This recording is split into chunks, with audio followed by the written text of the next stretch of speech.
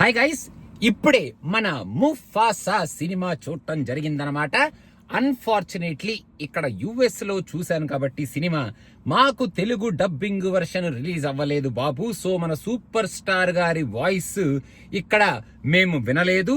And ఈ సినిమాకి voice ఇచ్చిన చాలా మంది స్టార్స్ వాయిస్ మేము వినలేదు. ఇంగ్లీష్ లోనే ఈ సినిమా చూడటం జరిగింది. ఇంకిప్పుడు ఈ సినిమా గురించి చాలా క్లుప్తంగా టకటకా మాట్లాడేసుకోవాలి అంటే, ముఫాసా మూవీ లయన్ కింగ్ మూవీకి ఒక మంచి ప్రీక్వెల్లే అని చెప్పాలి.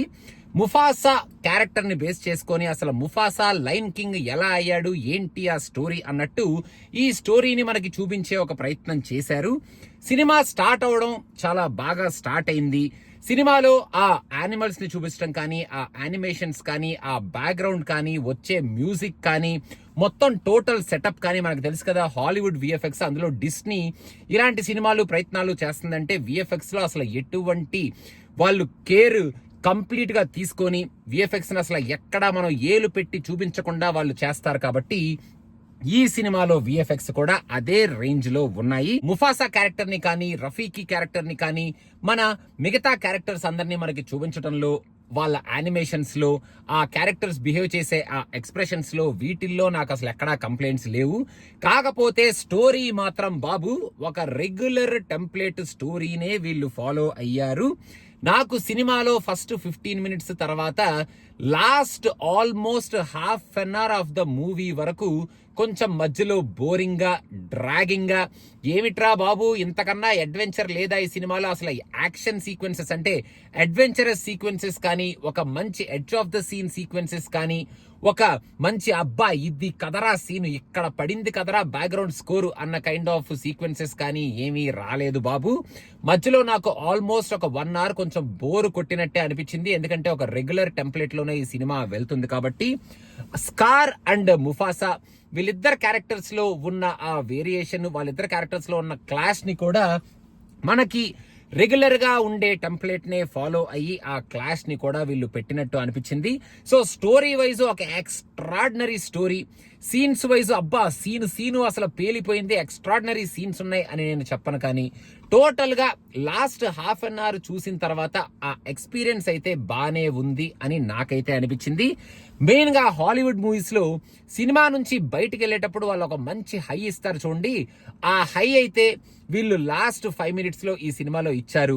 ఆ లయన్ కింగ్ ఐకానిక్ రాక్ ఉంటది కదా, ఆ రాక్ కి కూడా ఒక మంచి సీక్వెన్స్ పెట్టారు. అండ్ ఈ సినిమా ఎండ్ అయ్యేటప్పుడు ఒక మంచి క్లోజ్ ఫ్రేమ్ షాట్ లో ఎండ్ చేశారు. అక్కడ బ్యాక్గ్రౌండ్ స్కోర్ కానీ, ఆ ఎండ్ చేసిన పద్ధతి కానీ, లాస్ట్ 5 మినిట్స్ లో కొంచెం వాళ్ళు చూపించిన, మనకి టాలీవుడ్ లో అలాంటి సీన్లు మనం కొన్ని సినిమాల్లో చూసాం. అది ఏ సినిమా అనేది మీరు సినిమాకి వెళ్ళి చూసి తెలుసుకోండి. కానీ అక్కడ వాళ్ళు చూపించిన ఆ ఎఫెక్ట్, ఆ ఎమోషన్ మాత్రం లాస్ట్ 5 మినిట్స్ లో దడదలాడింది అనే చెప్పాలి. ఇంకా తెలుగులో మన వాళ్ళు డబ్బింగ్ ఎలా చెప్పారు, డైలాగులు ఎలా రాశారు, ఎంత చిత్ర విచిత్రంగా ఈ ఎమోషనల్ డైలాగులను వాళ్ళు కామెడీ చేశారు, తెలుగుని ఎంత చక్కగా వాడుకుంటూ పచ్చి తెలుగులో, స్వచ్ఛమైన తెలుగులో, అచ్చ తెలుగులో ఈ డైలాగులను ఎలా ట్రాన్స్లేట్ చేశారు అనేది మీరు తెలుగులో చూస్తే మీకు అర్థమవుద్ది. ఇంకా డిస్నీ మూవీస్ కాబట్టి మాటి మాటికి డైలాగులు మాట్లాడుకునే చోట కూడా పాటలు వచ్చేస్తూ ఉంటాయి అన్నమాట ఈ సినిమాలో. మరి ఈ పాటల్ని మన వాళ్ళు ఇదిగో నా అడవి, అదిగో ఒక చెట్టు, ఇదిగో ఒక పుట్ట, మనమందరం ఒక ఫ్యామిలీ అన్నట్టు ఇలాంటివైనా పాటలు అయ్యి పెడతారో చూడాలి. పాటలు ఎలా ఉన్నాయి అనేది కింద కామెంట్స్ లో మెన్షన్ చేయండి బాబు. చాలా వెరైటీగా ఉన్నాయి ఈ సినిమాలో పాటలు మాత్రం. Emotional songs, family songs, dialogue oriented songs, brothers మధ్యలో సాంగ్స్, లవర్స్ మధ్యలో సాంగ్స్, విలన్కి ఒక సాంగ్, అబ్బో ఇలా సాంగులు చాలా ఉన్నాయి. సో మన తెలుగులో కూడా ఇలాంటి పాటలు ఏమైనా పెట్టారేమో జాగ్రత్తగా ఒకసారి నోటీస్ చేసి సినిమా చూసినప్పుడు పాటలు ఎలా ఉన్నాయి అనేది మాత్రం కింద కామెంట్స్ లో మెన్షన్ చేయండి, along with comments, along with dialogue comments. So overall గా ఈ movie extraordinary movie, out of the world movie. అసలు లయన్ కింగ్ కి ఏమైనా ప్రీక్వెల్ తీసారా, అసలు ఎక్స్పీరియన్స్ చెయ్యాల్సిందే అనేటట్టు బల్ల గుద్ది నేను చెప్పను. కానీ స్టోరీ వైజ్ ఓ ఎక్స్పెక్టేషన్లు పెట్టుకోకుండా ఊరికే సరదాగా వెళ్ళి ఒక మంచి సౌండ్ సిస్టమ్ ఉన్న సినిమాలో మీరు 3Dలో చూసినా పర్లేదు, 3Dలో చూడకపోయినా పర్లేదు, ఐమాక్స్ లో చూసినా పర్లేదు, ఐమాక్స్ లో చూడకపోయినా పర్లేదు. నేనైతే ఐమాక్స్ 3Dలో దోల తీర్చుకోవడం కోసం కొంచెం ఎక్కువే కట్టి చూడటం జరిగింది. అందుకని ఆ ఎక్స్పీరియన్స్ కూడా బానే ఉంది. సో మీరు ఎక్స్పీరియన్స్ అయితే బాగానే ఎక్స్పీరియన్స్ చేసి ఆ విఎఫ్ఎక్స్ ని, ఆ గ్రాఫిక్స్ ని, ఆ క్యారెక్టర్స్ ని అదంతా బాగానే మీరు అప్రిషియేట్ చేసి ఇంకా థియేటర్ లోంచి ఓకే లయన్ కింగ్ కి ప్రీక్వెల్ వీళ్ళు ఇలా తీశారనమాట, ఇలా మనల్ని థియేటర్ లోంచి బయటికి పంపించారనమాట.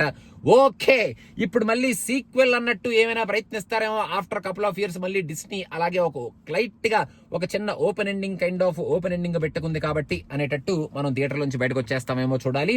సో ఎక్స్పీరియన్స్ వైజ్ అయితే నాకు ఎక్స్పీరియన్స్ బాగానే అనిపించింది. స్టోరీ వైజ్ అయితే రెగ్యులర్ టెంప్లెట్ స్టోరీ, మధ్యలో అయితే కొంచెం బోర్ అయితే డెఫినెట్ గా కొట్టింది. But last half an hour లో ఆ సీన్స్, మెయిన్ గా last 5 minutes I was excited and అక్కడైతే హై వచ్చింది. మొత్తానికి అదనమాట సంగతి.